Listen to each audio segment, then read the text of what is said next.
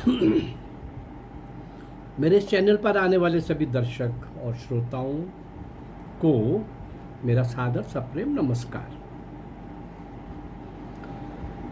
190 वर्ष का लंबा इतिहास, 1757 से 1857 ईस्ट इंडिया कंपनी का 100 वर्ष का बराबर पूरे का पूरा घटनाक्रम और उस समय के नायक और नायिकाओं को, उन क्रांतिकारी वीरों को मैंने आपके सामने लाया।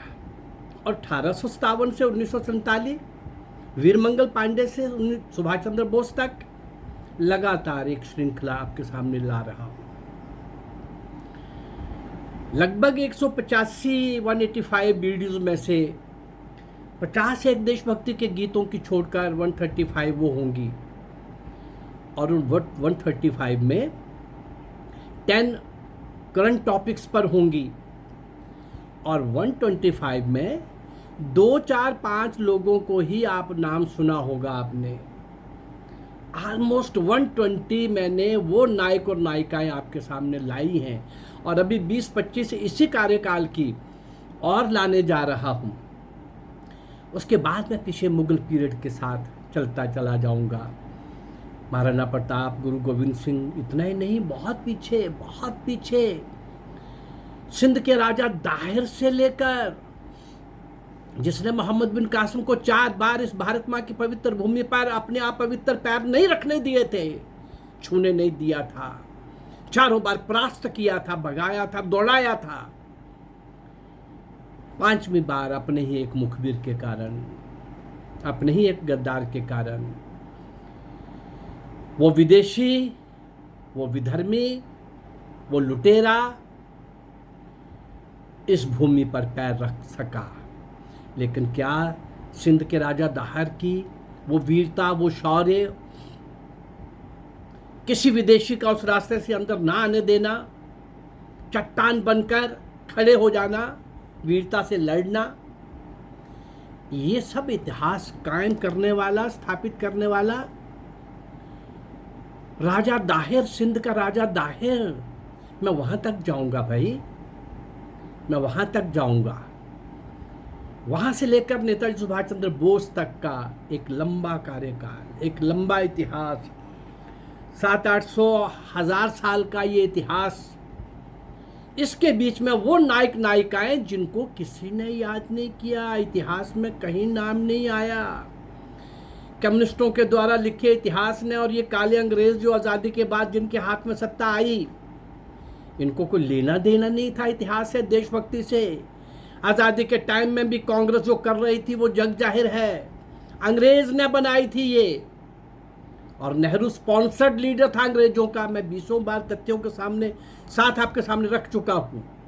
गांधी अंग्रेजों को सूट करता था, और कहा गया कि दो ने आज़ादी दिलवाई है, एक लाठी नहीं खाई, वीआईपी जेल्स में रहे। चलिए, आज उन सारे नायक नायकों को याद करता हुआ मैं उस मुकाम पर पहुंचा हूं। हम लोग स्मरण कर रहे हैं ऐसे मौन तपस्वियों को, नीम के पत्थरों को, जिनको इतिहास में कोई स्थान नहीं मिला।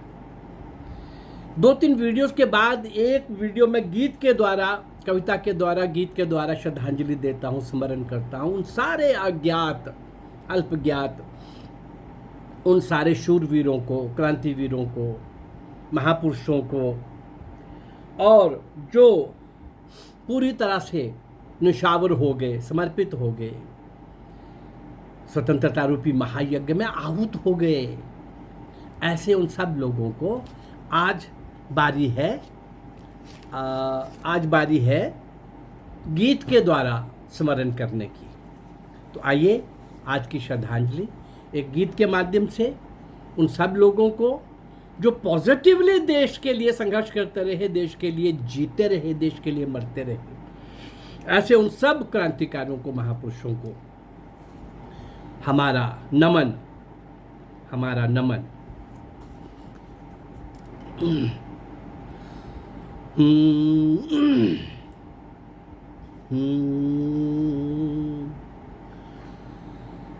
अरुणोदय हो चुका वीर,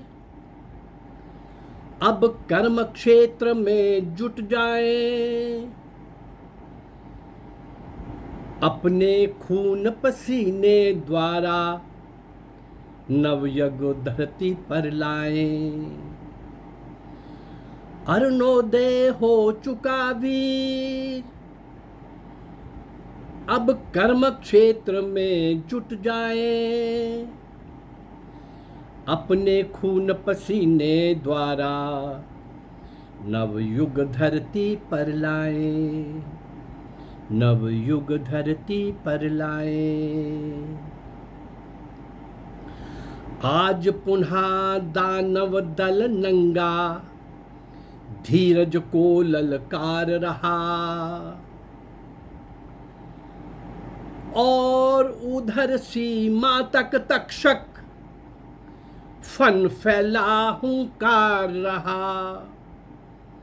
असहाय दुराग्रह दुर्योधन का, असहाय दुराग्रह दुर्योधन का कुरुक्षेत्र व्रत अपनाए, अपने खून पसीने द्वारा नवयुग धरती पर लाए। अरुणोदय हो चुका वीर, अब कर्म क्षेत्र में जुट जाए, अपने खून पसीने द्वारा नवयुग धरती पर लाए, नवयुग धरती पर लाए। सभी दिशाओं में सद्गुण की विमल ज्योति फैलानी है, ग्राम नगर वन पर्वत ऊपर अरुण ध्वजा लहरानी है। सागर लहरों पर विवेक सा, सागर लहरों पर विवेक सा भारत का जश फहराए, अपने खून पसीने द्वारा नवयुग धरती पर लाए। अरुणोदय हो चुका वीर, अब कर्म क्षेत्र में जुट जाए, अपने खून पसीने द्वारा नवयुग धरती पर लाए, नवयुग धरती पर लाए। केशव की किरणों ने अब तक लाखों सुमन जगाए हैं, माधव के बासंतिक झोंके कली खिलाते आए हैं। मधुकर की फुलवारी में हम, मधुकर की फलवारी में हम अनुपम वैभव विकसाए, अपने खून पसीने द्वारा नवयुग धरती पर लाए। अरुणोदय हो चुका वीर, अब कर्म क्षेत्र में जुट जाए, अपने खून पसीने द्वारा, अपने खून पसीने द्वारा नवयुग धरती पर लाए, नवयुग धरती पर लाए। अब तक अगणित बाधाओं में हमने मार्ग बनाया है, कालकूट का पान किया है, संघामृत छलकाया है। भारत भूमि के पग पग पर, भारत भूमि के पग पग पर नूतन गंगा उपजाए,